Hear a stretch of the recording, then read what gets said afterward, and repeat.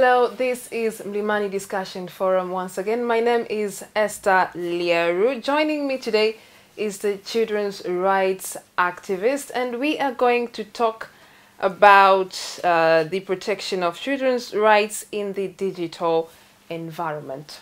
Welcome. My name is Mr. Eric Lukiokimash. I am Program Monitoring Officer from the Mission of Daughters of Mary Immaculata, which it is headquartered at Kimara.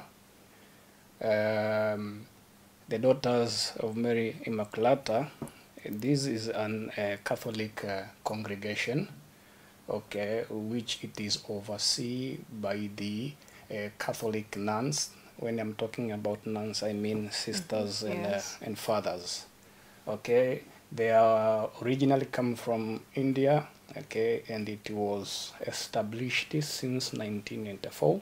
Okay. And here in Tanzania, they landed in 2003 in Ruvuma region. And in 2004, they shifted and come to Dar es Salaam. Okay. Yes, DMY embraced the vision of loving God and serving the poor. Okay. Yes, and we have different activities which directly impact the lives of children, yes, youth, and women. Okay, and these are some of the activities which impact the life of women include the provision of financial support. Okay. Yes, to the to these women who known as women-aided families. These are in the modern time now they are calling single mothers. Okay, single mothers. Yes, okay. We are providing the financial support to them and financial assistance through different approaches. But also, yes, we have the comprehensive program of supporting young girls, okay, and children aged from 14 years old up to 18 years old. Okay, and what is this program? This program is a human trafficking program. Yes, in our mission we have 2 safe houses which accommodate these victims of human trafficking. Yes. One we call it a drop-in center. Yes, where we admit those victims who have been rescued from different circumstances and areas. Okay. Yes, but also we have the rehabilitation center, where we rehabilitate these victims of human trafficking through different programs like vocational training skills, yes, counseling, and so many things we are doing there. Okay. Yes. Also, we have the alumni associations of the girls who have been graduated the vocational training skills at our center. Yes, it is situated in 6 regions. Okay, I cannot mention them all, but the essence of this alumni association, it is to create a network of those who pursued the vocational training skills, as well as to share some opportunities, okay, life opportunities, to share, yes, life skills opportunities. Okay. So, in brief, that's what we are doing as DMY. Of course, DMY, it is located in almost more than 12 countries in Africa. Okay. Yes. Okay, thank you so much. So, I believe I have been dealing with children a lot. So, basically, what are children's rights? A definition that a layman could understand. Yeah, that's a very good question. Children's rights are entitlement of things which a children supposed to get, or supposed to do, or not supposed to get, or not supposed to do. Okay, but also children's rights involve the participation of children in different walks of life, okay, but also it involves the survival and development, because you cannot talk of children right if you don't talk about survival and development of the children. Yes. But it also involves the issue of non-discrimination.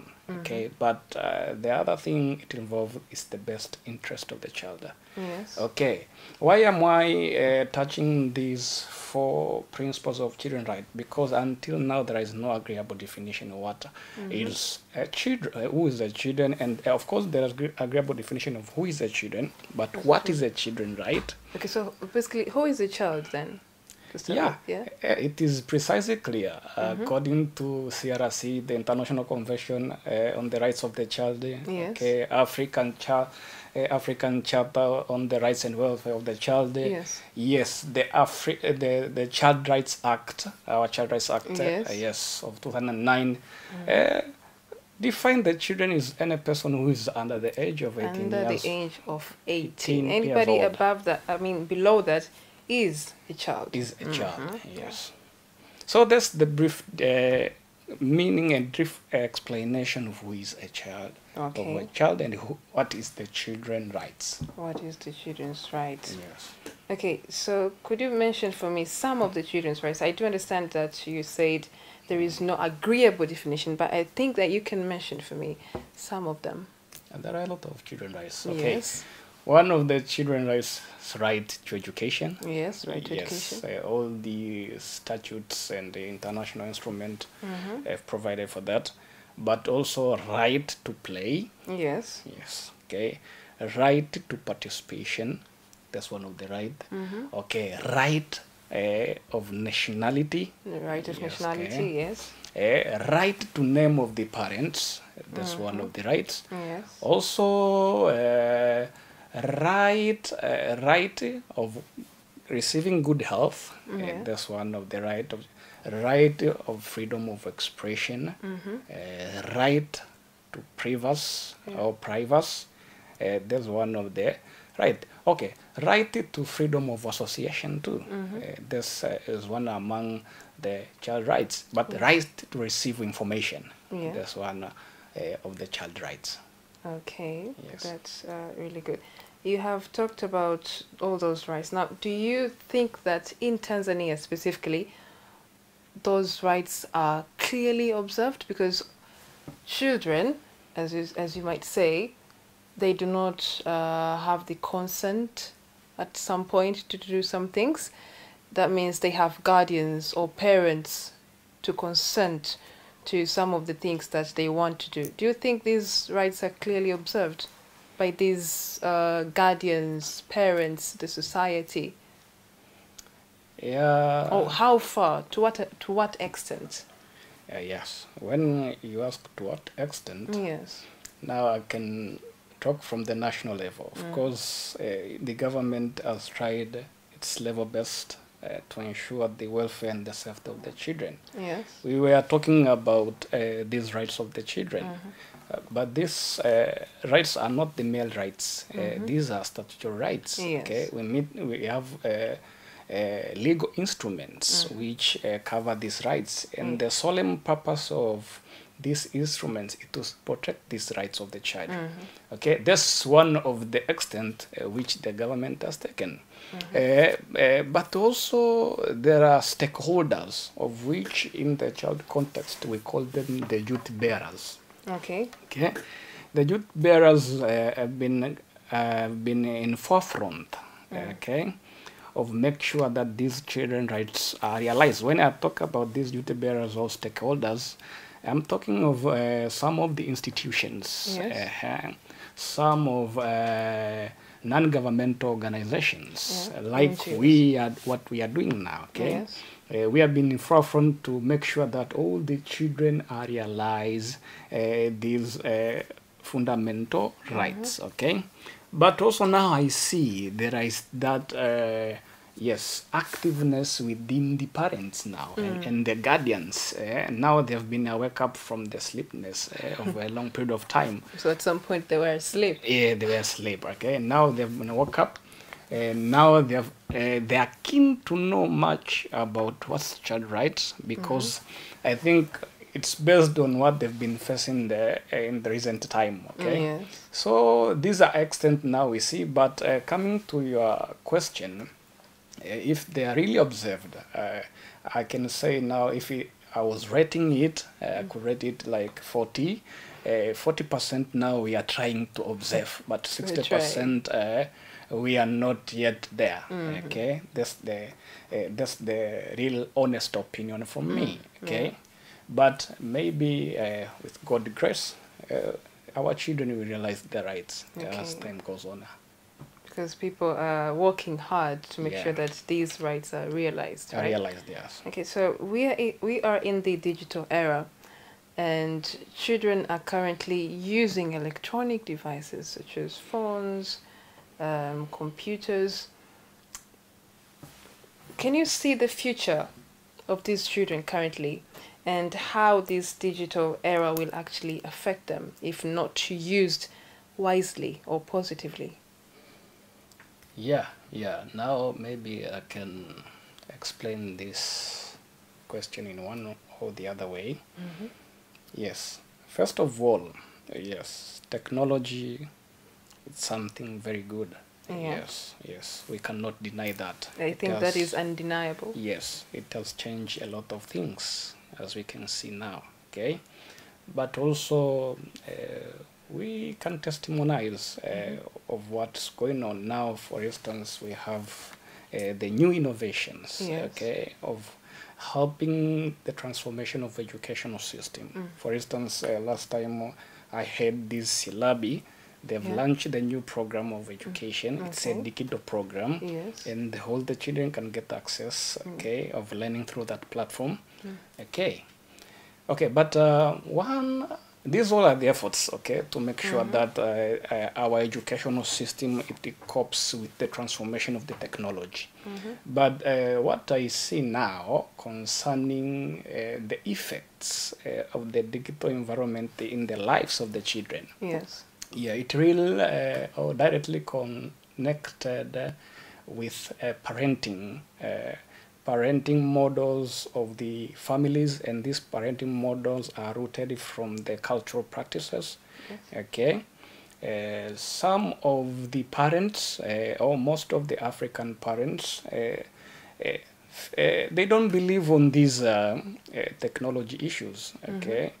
Few of them, they are aware of it, and they are trying really to encourage their children to learn and to know about it, but also to observe, okay, the challenges and all the problems which emanate from it.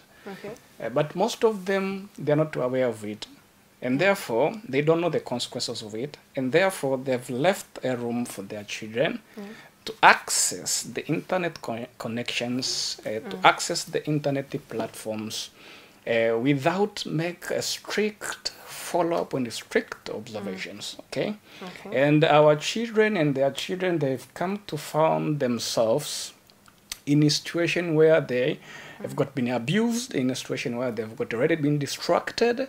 Yes. And there is no way out from that. But in another way, the government has tried its level best. Okay, for instance, we have different legislation which protect the rights of children in the digital environment. For instance, the Cybercrime Act of 2015.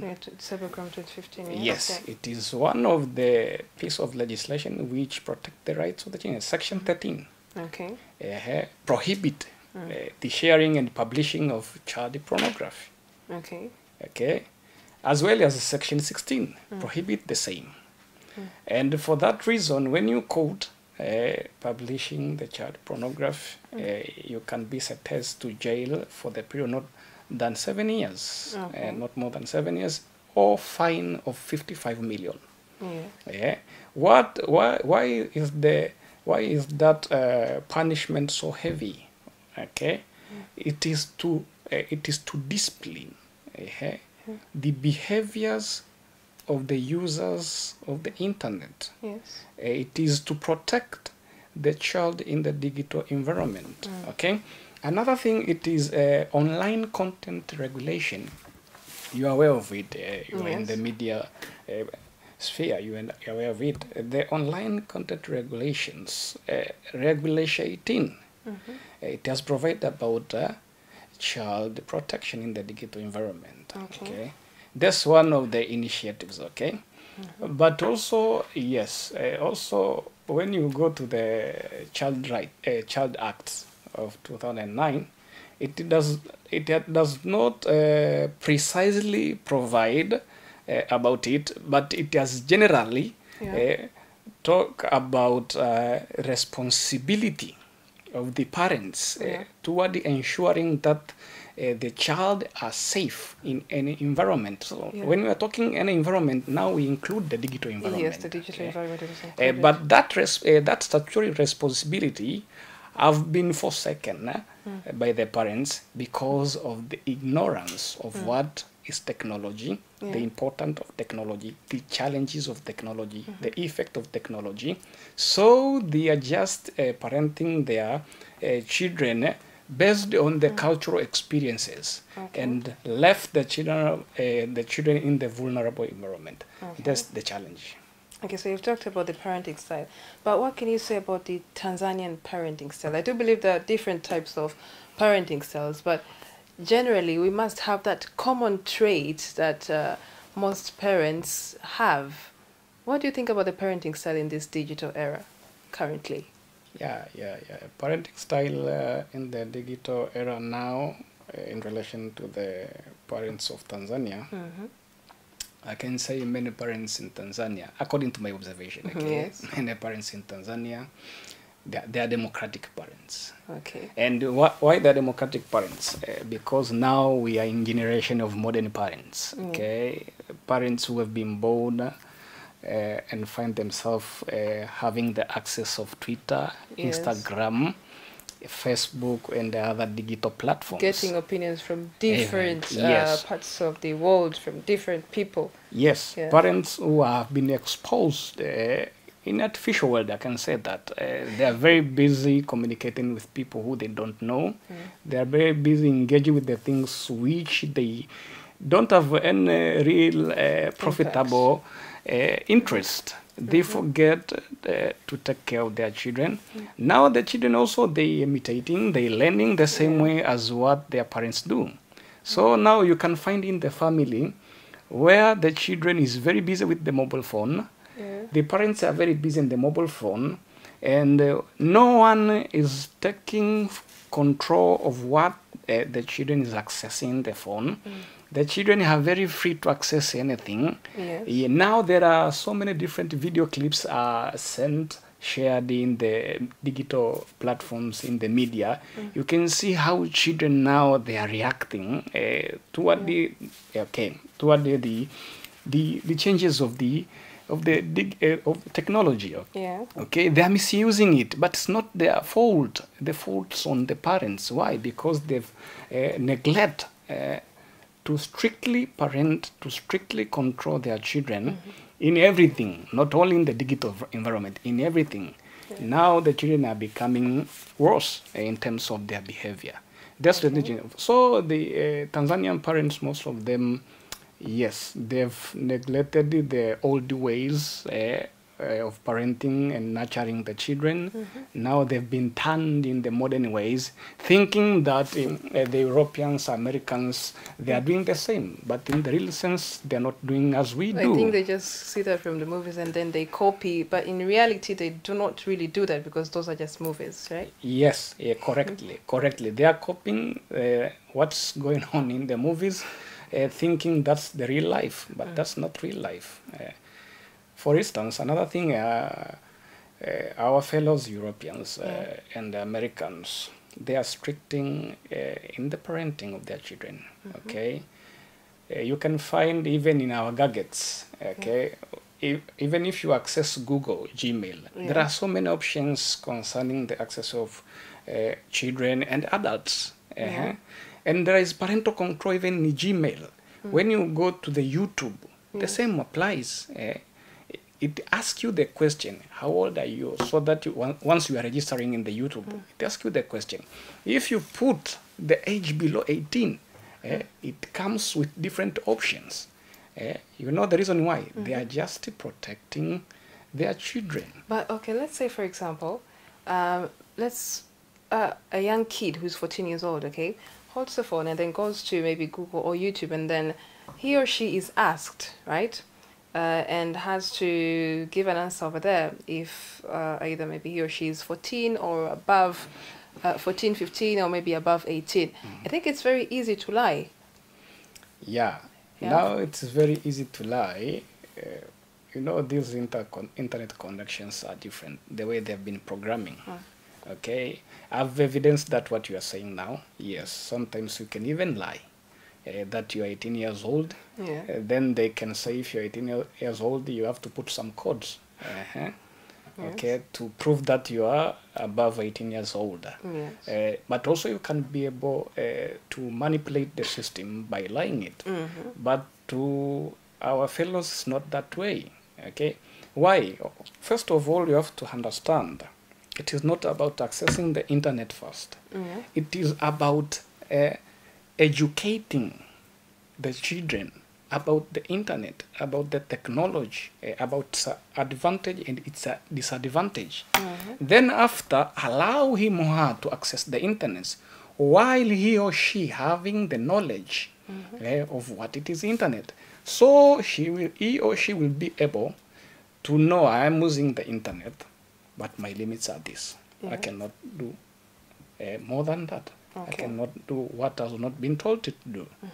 But we are not doing it. So our fellow, they can access the internet, they know this. No, I am the kid. I'm not allowed to access this kind of contents, or I'm not allowed to see something like videos, documentaries of which I'm not an adult. They know that. Okay, so I've talked about the parenting style, and I think you have said something about the Europeans or Americans, one might say, that they are better. So are you saying that they're better than they're better in the parenting style than Africans when it comes to this digital era? Yeah. Now I think your question sometimes can conflict me with the audiences, but okay, no problem. Okay. It won't. It depends with your answer. Yes. In terms of how to handle the children in the digital environment, they are far ahead of us. Okay. Why? Because they are still observing their values, their norms. Okay. But for us, we are not doing that. Okay. We're having the best practices of parenting our children, of which has been rooted from our ancestors. We know that we have the best, and they like even to cope of what we are doing. We understand that, but we have been blinded ourselves, not to see, what it really means in the world transformation, in the globalization transformation of every country in the world. We have blinded ourselves, and most of the people, they don't want to tell the truth, fearing that if they will tell the truth, these people will refuse to cope with the changes. But that's not true. Tell the truth, let them incorporate some of their values while they are entering in the digital world or digital environment. Then they will be safe. But we are not doing that, What we are just doing, it is to lure them with lies to enter into the digital world, while we know that what they will face, it will be detrimental to them. Yes. Thank you so much. Now, with that, we have talked about the digital everything, but do you think it is really right for a small kid or for a small child, such as a child from maybe 10 years old, 14 years old, to have access to phones when not studying? Yes. Oh, when not studying, it might not be right, or it might be right. It depends with what the children want to access in the internet. Okay, you're not in the school, but it's not the end of education. You can be in the home, like now the student in leave, It's not the end of education. Still, you can continue to learn, that will not be the factor for you not to access the internet services or the devices. Now it is up to those who are take care of you, who are living with you, who are controlling you, Okay, there are some good families have been observed. Okay, these are very close friends of mine. Their children are home now, Yeah. they live. Okay, but they've put some certain rules. Okay, if you want to access the gadget, you will access on a specific purpose, only for reading. If it is cartoon, cartoon will be looking at the TV. Yes. Okay, apart from that, you cannot be able to access the gadgets. Okay, and if you access the gadgets on educational purpose, on learning purpose, then you will have to come to share with your parents what you have learned. How many times have you pop on in or login into your gadgets? What have you learned there in the gadget, in the internet? Okay, you have to share with your parents. You must report. Which time have you spent, the duration of your accessibility in the internet? You have to share with the parents. Okay. Okay, so there are different approaches of how to allow the children to access the internet devices, but it depends with your parenting style. Okay. Yes. But there is no, of course, there is age. For instance, 12 years old up to 7 years old. Sometimes it will be challenging, but for 14 years old up to 17 years old, they can access the internet. Okay. Now, what we have talked about, maybe if you want to watch cartoon, then you just go to the YouTube. What about the mainstream media? Do you think we have enough children content in the mainstream media? I think now they are trying to design and create some children content materials. I've been also I always using YouTube very much. Okay, when I'm with my daughter, I'm always doing it. We are looking for the Bible cartoons. Okay, Yes. they are now trying their level best to do that, to create a lot of content that suits children. Okay, but they are trying. We are not yet there. Most of the contents are closely linked to the adults. Okay. Okay, and that's why we need to keep our eyes on what the children are watching or looking in the mainstream platforms. Okay, so why do you think so? Because I think we have, I think they call them soap operas, you know, movies. We see a lot of movies, soap operas, and on different TV stations. But when it comes to children's content, it's not that much. Why do you think so? Is it because maybe it does not generate that much income? Maybe? Yeah, it might be that way. Yes, it might be that way. Maybe it does not generate much income, but also the priorities. Yes, yes. Priorities, but shouldn't be the priority, because the way I think you have seen what has been happening currently on social media, even in the societies, we hear a lot of bad news about children. So I think it should be the priority. Yeah, should be the priority, but those who are creating these contents, okay, now we have to know what are they really aiming. That's very important. Okay, you know, we are in the world now. We don't care of the young generation. We care our own, selfish interest. Yes. So whenever we try to invent new things, we look on our own benefits.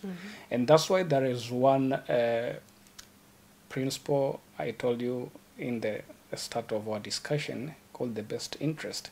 Whatever you are doing anything, whatever you are trying to create anything, whatever you are trying to establish anything, you have to consider the best interest of the children. Yeah. Okay, if I'm publishing this article or this content, how will it affect the children?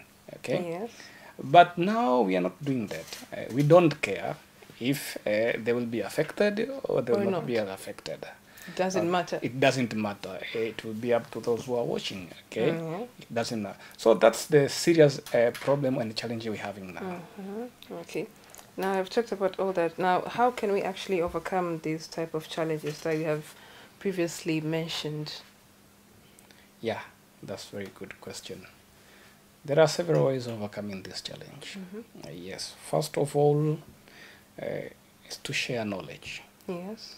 concerning the digital environment. Most people are ignorant of it, and that's why they cannot be able, okay, to cope with it, okay, Yes. to understand its changes, okay. We have to share the knowledge. People must step out, teach others concerning the digital environment, teach the young children, Yes. engage the children in every aspect of developing anything concerning their welfare in the digital environment. They know more than we know.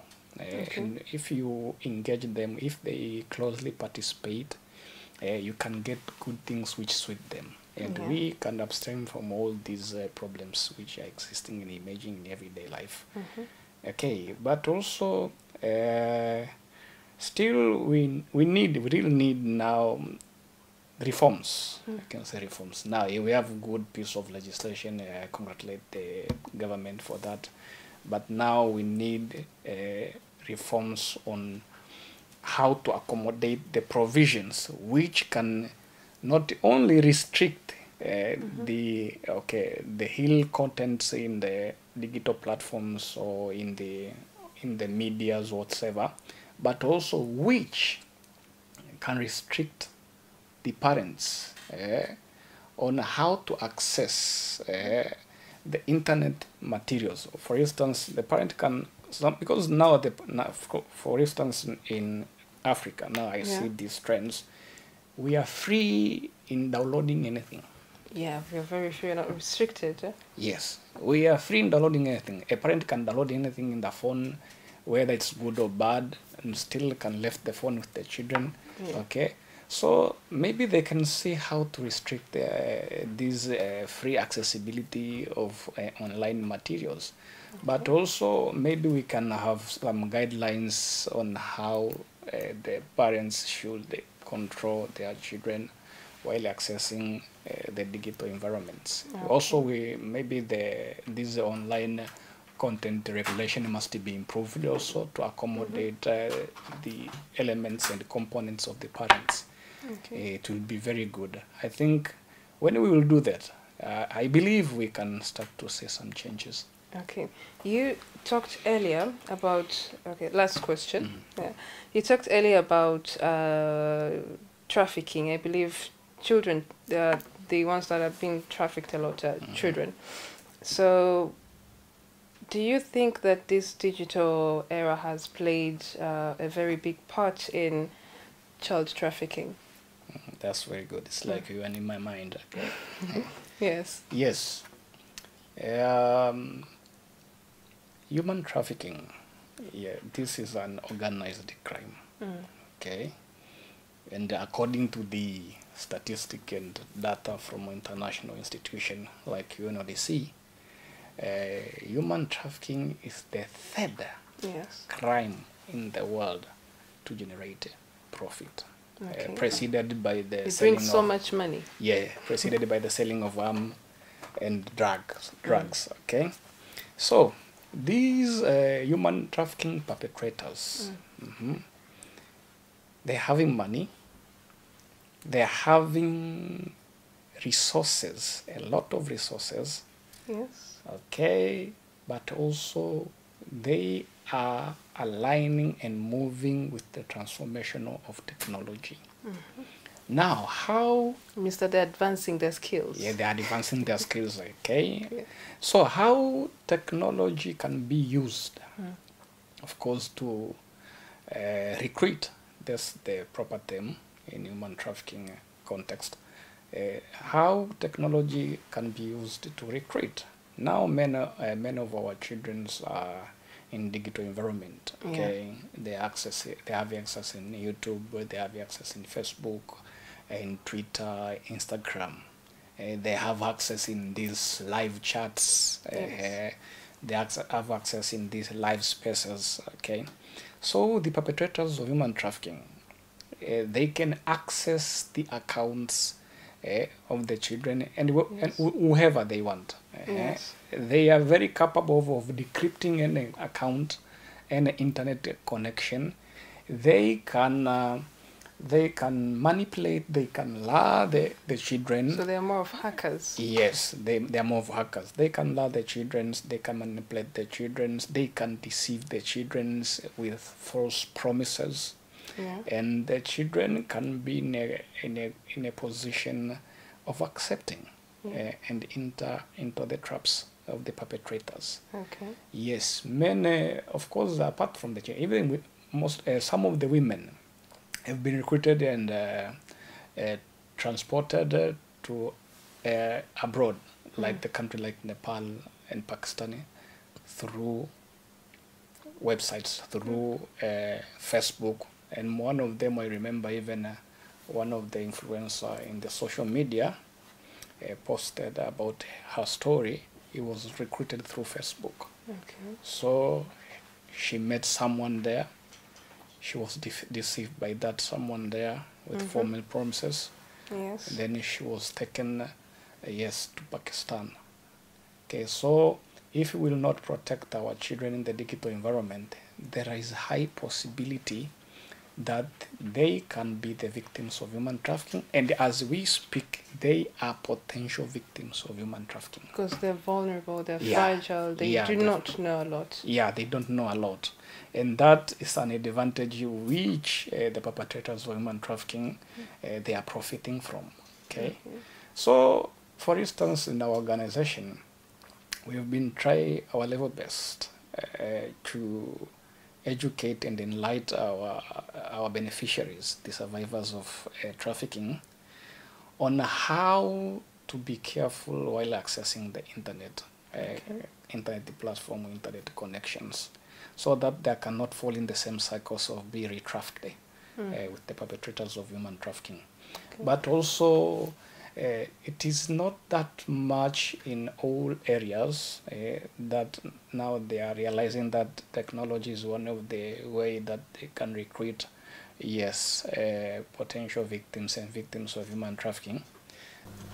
And that is the end of our wonderful discussion. Thank you so much for watching. My name is Esther Liero. Keep on watching Mlimani TV.